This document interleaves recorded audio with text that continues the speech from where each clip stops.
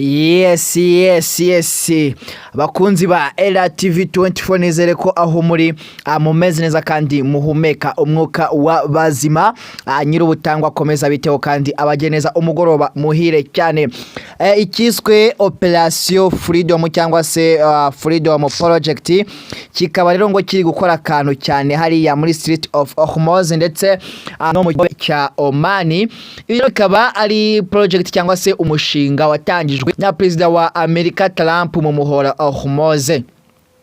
Abiro biri kuvuga ko amakuru avuga ko hariya muri Ahungira ibintu byabaye ibindi nyuma yuko uyu mushinga wa Donald Trump utangiye hariya muri Street of Ahungira, aho byatangiye bavuga ko bagiye gufasha amato aca muri uriya muhora ndetse n'ibyo n'uburyo bwo kuyobora amato bayarinda ibitero bya Iran cyangwa se bayarinda kugabwaho ibitero n'igihugu cya Iran. Rero ukaba ari umushinga watangijwe muri na Donald Trump avuga yuko agomba n'ubundi gufasha amato yafatiwe hariya mu muhora Ahungira akayafasha kuba yatambuka akava muri uriya muhora ku mahoro Iran itagabye ibitero cyangwa se ngo ibe yayarasaho. Ibi rero bikomeza kandi Iran yagiye ikomeza kuvuga nyuma yuko Donald Trump yatangaje inga ku cyumweru ko ngo abanya-Iran bahise baratamasa abiri y'abanyamerika y'intambara arimo atambuka mu muhora Ahungira cyangwa se mu nzira y'amazi ya Ahungira hari y'asirazuba bwo hagati.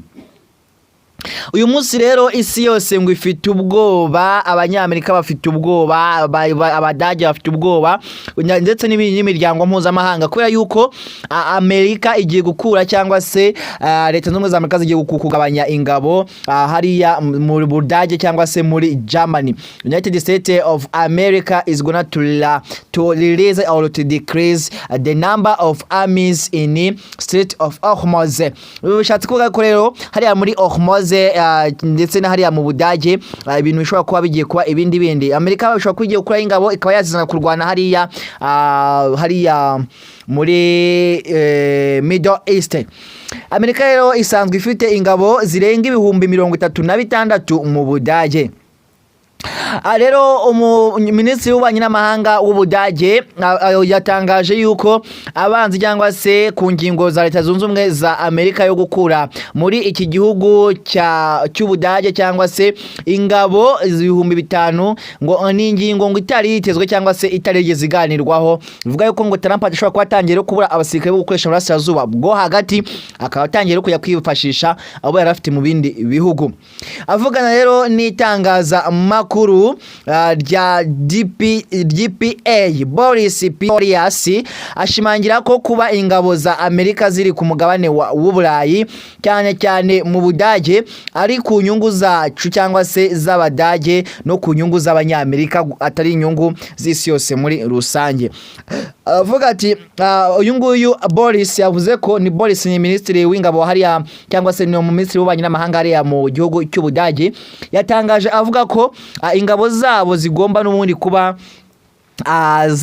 zaguma mu Budage kuko ngo biri ku nyungu za Amerika ndetse n'inyungu z'igihugu cy'Ubudage. Hagati aho kandi imiryango mpuzamahanga ya OTAN ndetse na NATO yo igoma ivuga yuko hamwe n'uburyo ki cyangwa se urukiko rugenda rusaba hariya mu ngingo cyangwa se hariya mu burasirazuba bwo hagati bagiye basaba yuko Trump yakora ingabo ndetse akareka no kuba yagabayo ibitero, ariko ngo kuba ngo yaranze akagumana nayo ingabo ngo bishobora kuba n'ubundi ari ibintu bishobora kuba byagutera ikibazo cyane.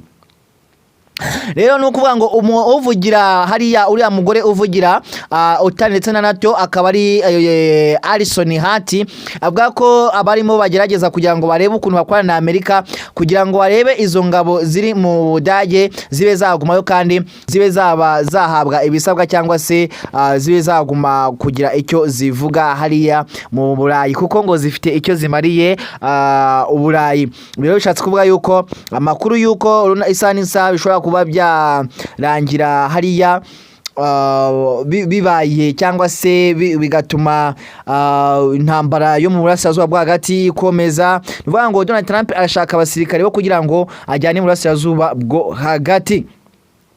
Akaba rero amakuru avuga yuko ibintu bikomeje kugurana cyane. Uyu munsi rero hari amakuru atugezeho aka kanya, ni amakuru aje ashyushye avuga yuko igihugu cya hariya muri Irani hariya Tehran ubutegetsi bwaho ngo bwaba burimo guterwa inkunga cyane n'igihugu cy'Uburusiya. Ngo Uburusiya burimo gufasha gute cyangwa se burimo burafasha gutera inkunga Irani mu ntambara na Leta Zunze Ubumwe za Amerika. Mwisesengura rero ry'abantu benshi bimaguke cyane mu bya politike ndetse na diplomasi, abarimo bagenda bibanda ku nkuru zasohotse mu binyamakuru mpuzamahanga bahereye kuri Wall Street Journal, ndetse yasohoye inkuru ifite umutwe ugira uti uburyo Uburusiya bushyigikira Irani mu ntambara na Leta Zunze Ubumwe za Amerika. Ikinyamakuru Wall Street Journal kivuga ko hari ubufatanye hagati y'Uburusiya na Irani mu kurwanya Amerika ku rwego rukomeye cyane ko murabizi ko Uburusiya nabwo bufite intambara buhanganye muri gihugu cya Ukraine hariya Kiev.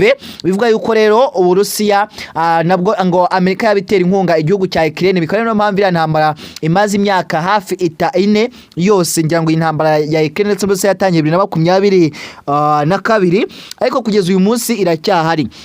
Bivuga ko rero ngo Ukraine yagiye iterwa inkunga n'igihugu cya Amerika, bikaba rero uyu munsi nanone bikaba rero Uburusiya nabwo bwigaranzuye umunyamerika bukaba buri gutera inkunga umunya Irani.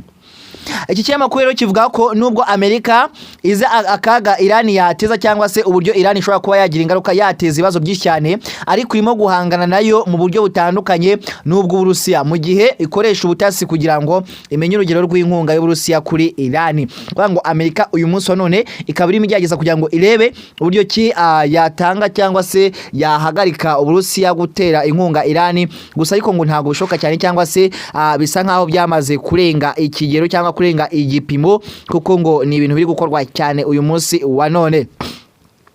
Amakuru kandi akomeza avuga yuko ngo nkuko ikinyamakuru cyabyanditse cyangwa se cyabitangaje, inama iheruka cyangwa se erutse kuba hagati ya Perezida Vladimir Putin na Minisitiri w'Ububanyi n'Amahanga wa Iran Abbas Araghchi na East Petersburg hariya yabereye ahitwa City Petersburg, yahuriranye n'ibyahishwe cyangwa se yiranye n'ibyahishwe ko Uburusiya bwari bumaze igihe buha Tehran amakuru y'ubutasi yakoreshaga cyangwa se yakoreshaga mu guhangana n'igihugu cya Amerika. Ngira ngo murabizi ko byagiye bivugwa cyane ko Uburusiya ndetse n'igihugu cya hariya muri